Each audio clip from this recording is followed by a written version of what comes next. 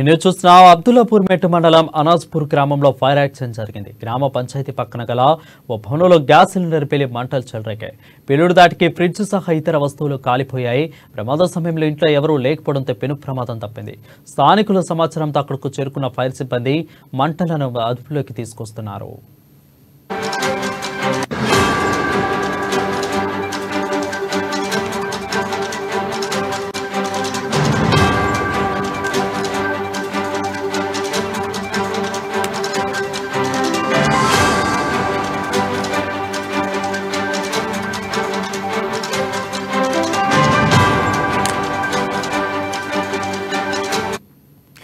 News చూస్తున్నాం.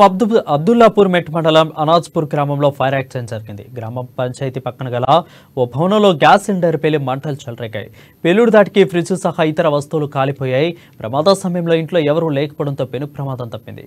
స్థానికుల సమాచారంతో అక్కడున్న చేరుకున్న ఫైర్ సిబ్బంది మంటలను అదుపులోకి తీసుకొస్తున్నారు.